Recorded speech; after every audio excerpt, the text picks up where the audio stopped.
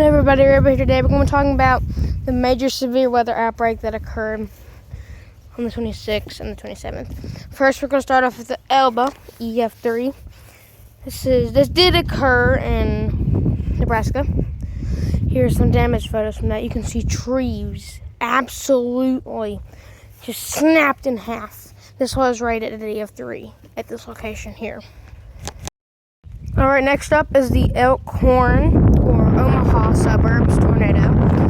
This is also in Nebraska. I would not be surprised if this EF3 is upgraded to an EF4 due to the extreme damage that it did in Elkhorn.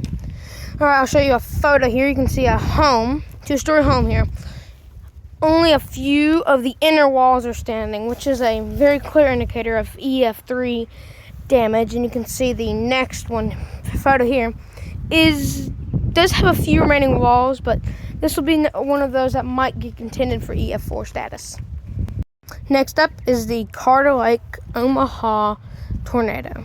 This is also rated at EF3, and this was another very powerful tornado. And we did have one or two occasions which were rated at EF3, and this tornado had no fatalities like the two before it. I think I forgot to mention that. I apologize.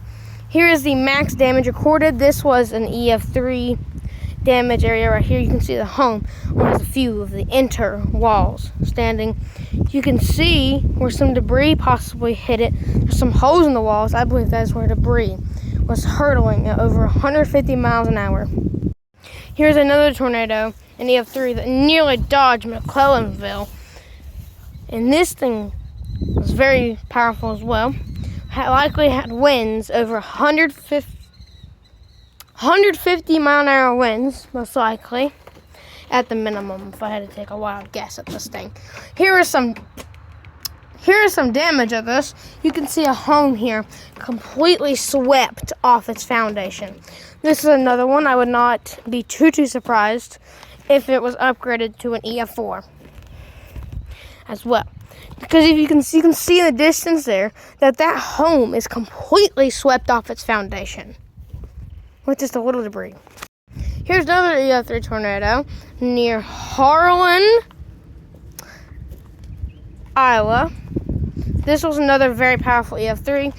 Also, just like the predecessor to this one, which you can see just barely to the southeast, would not be too surprised if this thing was rated at EF4 possibly. As we go into the future, as you can see here, a home completely flattened by the very intense winds of the storm. You can see in the distance trees snapped, and possibly, you can't really tell, but it looks like they barked likely too.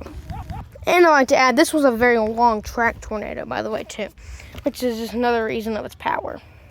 Here are two more EF3s. First on, we have the Spalding Holdenville EF3. I don't have any photos of this yet, but we don't have any photos, so you'll have to work with what we got. This is the Sulphur, Oklahoma one. We don't have any photos attached to the NWS rating, but we do have photos from news outlets and storm chasers of the damage in this area. Sulphur, Oklahoma did take a direct hit by a very violent tornado on the 27th. Here's the view of downtown Sulphur, Oklahoma. And there's a few aerial views, but I could not find them in time for this video to be posted. But you can see from this photo, we do have some major buildings that have been collapsed in downtown. In the aerial view, you can tell just a big piles of rubble around downtown. And this is another one that also will likely be upgraded to EF4 along with, the most likely to be upgraded are this one and the Elkhorn tornado, because these are both extremely powerful tornadoes that cause major damage in the affected areas. Here we have the only official EF4 of the outbreak as of now, and this one did cause absolutely major damage. This was another very powerful tornado that occurred in Oklahoma, and we don't have any damage photos yet for this one, but if it do get some good photos, I will post them out. And the last tornado of the video, we have the Waverly, Nebraska tornado and the Northeast Lincoln, Nebraska tornado. This was an EF3 major damage did occur in Waverly and the areas surrounding. You can see here a warehouse, which is near Waverly, was nearly completely destroyed. You can see the roof caved in there. Multiple of the walls also have been blown out. And of course, cannot end the video without a word from our amazing sponsor.